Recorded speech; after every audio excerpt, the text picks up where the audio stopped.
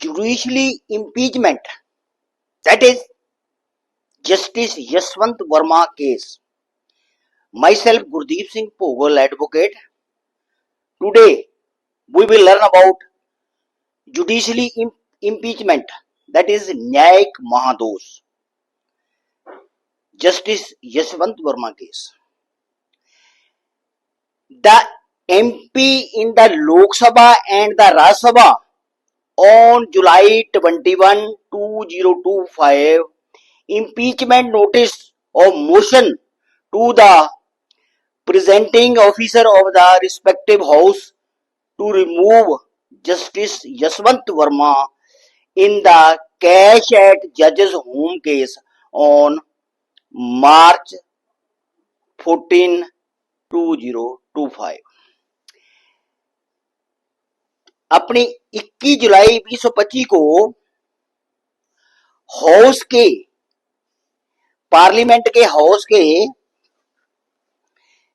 जेडे एमपी हैं उन्हें एक नोटिस दिया है अपने अपने हेड को, यानी कि राज्यसभा ने दिया है उपराष्ट्रपति को और लोकसभा ने दिया है स्पीकर को, कि जस्टिस यशवंत वर्मा के अगेंस्ट इम्पीचमेंट का केस ले आ जाए. Next, while 145 MPs from Lok Sabha and 63 MP from Rajya Sabha have submitted notice. ये प्रोसेस इम्पीचमेंट का शुरू हुआ है. इसमें लोकसभा के 145 एमपी ने नोटिस प्रदर्शित किए हैं और 63 एमपी फ्रॉम राज्यसभा जिसने इम्पीचमेंट नोटिस पर दस्तखत किए हैं. एज पर जज inquiry act 1968 class 3 sub class A B, the minimum counting must be 150. इसमें ये कंडीशन है, अगर ऑनरेबल जस्टिस के विरुद्ध कोई इम्पीचमेंट का केस चलाना है तो कम से कम लोकसभा से 100 एमपी और राज्यसभा से 50 एमपी जेडे हैं इसकी रिकमेंडेशन करेंगे, यानी कि first step of impeachment. Next, the honourable Supreme Court of India had transferred to justice Yashwant Varma from Delhi High Court to Allahabad High Court. जब इंसिडेंट हुआ तो ऑनरेबल सुप्रीम कोर्ट ने first of all justice Yashwant Varma को दिल्ली हाई कोर्ट से Allahabad High Court में transfer कर दिया.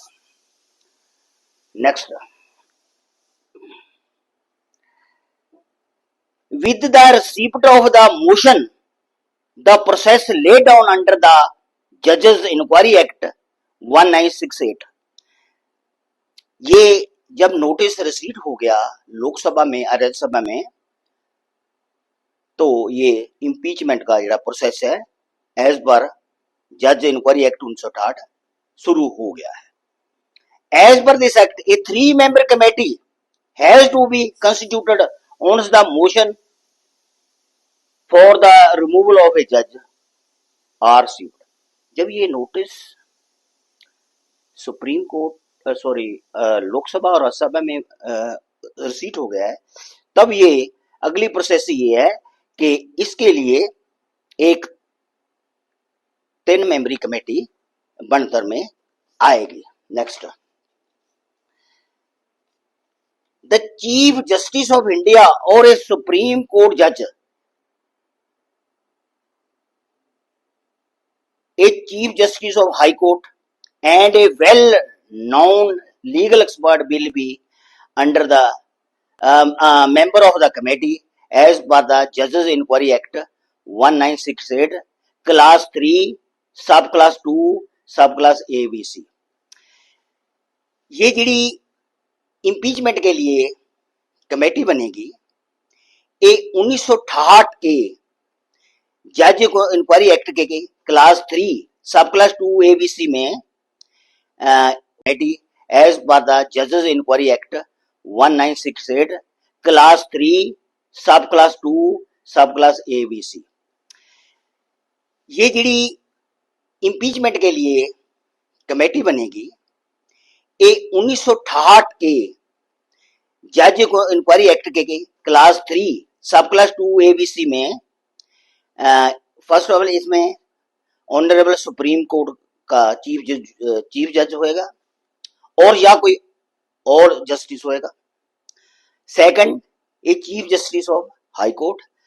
Third होएगा ए वेल नोन लीगल एक्सपर्ट, जिसको पूरी कानूनदान है, वो इसका मेंबर होएगा। यानी कि 3 मेंबरी कमेटी इस इम्पीचमेंट के लिए बनेगी।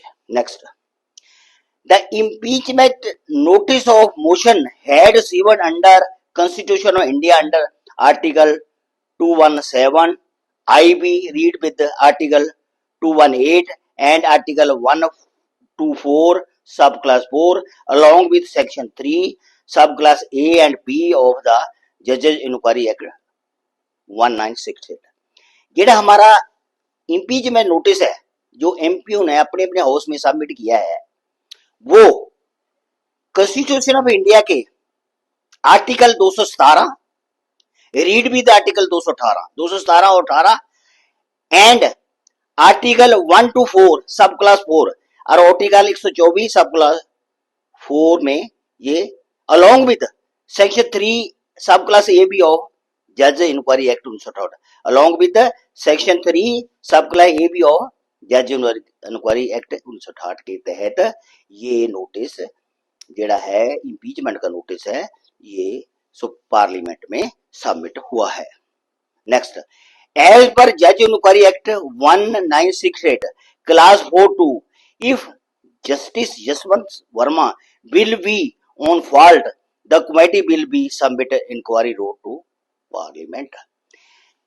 जेड़ी 3 मेंबरी कमेटी बन जा रही है, वो जस्टिस यशवंत वर्मा के इंसिडेंट की जो उन पर एलिगेशन लगे हैं उसके बारे में इंक्वायरी होगी। जेकर वो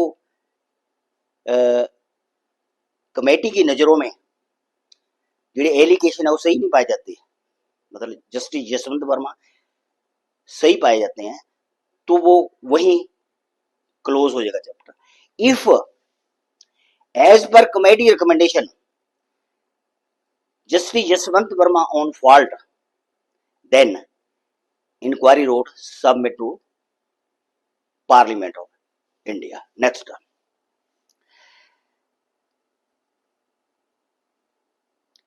एज पर committee report the parliament of India will be discussion about this matter. जब ये इंक्वायरी रिपोर्ट अपने पार्लियामेंट में सबमिट हो जाएगी तो हाउस के 2 ही सदन इसको बारी बारी डिस्कशन करेंगे। इफ पार्लियामेंट भी passed A resolution with 2/3 majority, अगर पार्लियामेंट को डिस्कशन के बाद ठीक लगा, अगर वो 2/3 मेजोरिटी से मता पास कर देते हैं, after that consent will be issued by the president of India, और हमारे राष्ट्रपति जी इसकी सैंक्शन दे देते हैं, सहमति दे देते हैं, the removal of justice Yashwant Varma, then justice Yashwant Varma की रिमूवल हो जाएगी। अगली बात, हमारे honourable Supreme Court of India में इसके बारे में 2 केस ऑलरेडी पेंडिंग है। एक केस में ये डिमांड की जा रही है कि जस्टिस यशवंत वर्मा के अगेंस्ट एफआईआर दर्ज किया जाए। दूसरा केस ये है, उन्हें खून डाला है कि इसकी रेगुलर इंक्वायरी हो, और जेकर ये प्रोसेस पूरा हो जाता है तो हिंदुस्तान के भारत की आजादी के बाद ये एग्जाम्पल होएगा, फर्स्ट केस होएगा कि किसी सिटिंग जज को इम्पीचमेंट के तहत हटाया जा रहा है, बट अभी तक इसकी कोई इंक्वायरी नहीं हुई।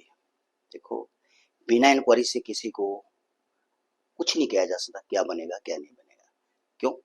ये एक मार्च का इंसिडेंट है, घर में आग लगी है और नोट जले हुए सारे नोट पाए गए हैं। इसमें कोई सबूत नहीं है और एविडेंस नहीं है। ये इंक्वायरी से बाद ही पता लगेगा कि ये जेडे एलिगेशन है ये सही है कि नहीं है, क्योंकि जस्टिस जसवंत वर्मा जी को भी जी है अपॉर्चुनिटी देनी बनती है, उनकी सुनवाई भी करनी बनती है, देन ही इसके बारे में इंक्वायरी रिपोर्ट पेश होगी। Thank you. Okay, if you like my video please subscribe my channel, like and share. Thank you. Okay.